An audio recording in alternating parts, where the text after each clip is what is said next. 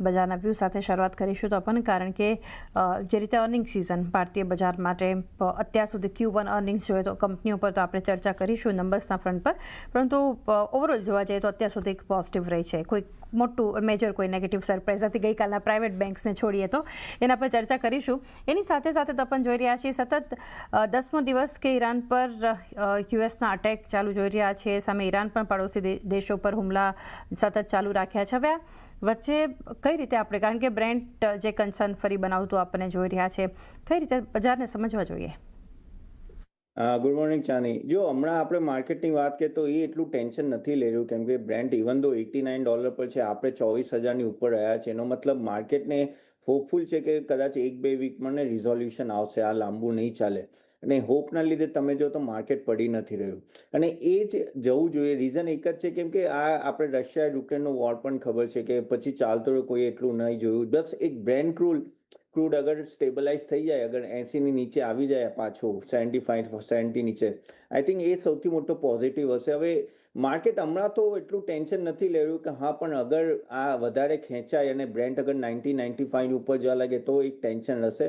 Otherwise તમે જેમ કીધું કે રિઝલ્ટ સિઝન જે રીતે ચાલી રહી છે, ઓકે આવી રહી છે, એટલી ખરાબ નથી આવી, કેમ કે આ ક્વાર્ટરનું એક્સપેક્ટેશન હતું કે થોડું સોફ્ટ આવશે. અગર ઓકે પણ રિઝલ્ટ આવે બધાના તો પણ માર્કેટ આને બહુ પોઝિટિવલી લેશે. આપણે જો ચાને આપણે 2 વર્ષથી અંડર પરફોર્મ કર્યું છે વર્લ્ડ માર્કેટ સામે, આપણે વધ્યા જ નથી, જ્યારે વર્લ્ડ માર્કેટ બહુ વધ્યું છે. અને FII હવે તમે જો તો કોરિયા હોય, જાપાન, તાઇવાન ને એ બધી કન્ટ્રીથી આઈ થિંક થોડું ફંડ આવવું જોઈએ. FIનું સેલિંગ થોડું ઓછું થયું છે. આઈ એમ વેરી મચ હોપફુલ કે આઈ થિંક આ અગર વોરનું જે પણ રિઝોલ્યુશન આવી જાય એકાદ મહિનામાં, આઈ થિંક પછી તમે એક સસ્ટેનેબલ ગ્રોથ જોઈ શકશો. તો આ ટાઈમ છે બાય કરવાનો. ઓફકોર્સ અમે અમારા ક્લાયન્ટ્સને પણ આ ટાઈમે પોતાનું પોર્ટફોલિયો બિલ્ડઅપ, ઇવન ચર્નિંગ, સારા ખરાબ સેક્ટરમાંથી સારા સેક્ટરમાં જવું, ઇવન સ્ટોક જે નથી ચાલતા એનાથી ચાલીને સારા ફંડામેન્ટલ સ્ટોકમાં જવું, કેમ કે આ એક ઓપોર્ચ્યુનિટી છે. આઈ થિંક અહીંયાથી બહુ ડાઉન જ દેખાતું નથી અનલેસ અને ફ્લૂડ ફ્લેજ ઓર થાય તો યસ, આ એક બાય કરવાની તક છે. અને આઈ થિંક એમાં સ્મોલ કેપ અને મિડ કેપ આઈ થિંક એમાં તમે વધારે સ્ટ્રેન્થ દેખાઈ રહી છે.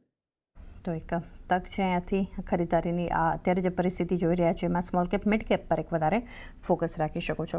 મોતીલાલ ઓસ્વાલના રાહુલ શાહ પણ હવે આપણી સાથે ચર્ચામાં જોડાઈ ગયા છે. રાહુલ, ગુડ મોર્નિંગ, સ્વાગત છે આપનું. અને બજારનો એક વ્યૂ, કારણ કે વીકલી એક્સપાયરીનું સેશન રાહુલ ફરી એક નેગેટિવ સેટઅપ બજારમાં જોઈ રહ્યા છે. આજનું હેન્ડઓવર જોઈએ તો અને ગિફ્ટ નિફ્ટીના જે સંકેતો છે આ વચ્ચે ગઈકાલે નિફ્ટી ઓવરઓલ નીચલા લેવલથી થોડી રિકવરી છે, પરંતુ 24,200 આસપાસના જે લેવલ્સ છે એ જાળવ્યા છે. બેંક નિફ્ટી પ્રાઇવેટ બેંક્સે ગઈકાલે પ્રેશર બનાવ્યું, PSUનો સપોર્ટ એટલો કામ ના આવ્યો અને નિફ્ટી બેંકમાં એક અંડર પરફોર્મન્સ, પરંતુ એડવાન્સ ડિક્લાઇન રેશિયો એક પોઝિટિવ સાઇડ પર જોવા મળ્યો.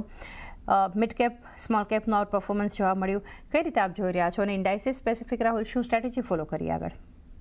હાય, ગુડ મોર્નિંગ. આઈ થિંક જે હિસાબે આપણે સેટઅપ છે ને ગઈકાલના સેશનમાં આપણે વીક સ્ટાર્ટ જોયા, ત્યારબાદ થોડી મોમેન્ટમ જોવા મળી બજાર બાદ નેગેટિવ બંધ જોવા મળ્યું છે માર્કેટ્સના અંદર. ઇન્ટરેસ્ટિંગલી 24,200 મહત્વનો લેવલ છે. જ્યાર સુધી 24,200ની ઉપર રહેશે મારા ખ્યાલથી તો નિફ્ટી અટેમ્પ્ટ કરી શકે છે 24,400 સુધીના લેવલ જોવા મળી શકે એમ છે. અને જે સપોર્ટ જે અત્યારના જોવા મળી રહ્યા છે એ 24,50ની આસપાસ જોવા મળી રહ્યા છે. તો ઇમ્પોર્ટન્ટ લેવલ 24,200ની તો વીકનેસ એક્સટેન્ડ થઈ શકે એમ છે. ઓપ્શન રાઇટર્સ જે આપણે જોવા મળી રહ્યું છે તે એમાં પણ એમ કે નિયર ટર્મ જે રેન્જ જોવા મળી છે 23,950 થી 23,400ની એક રેન્જ જોવા મળી રહી છે ઓપ્શન્સમાં.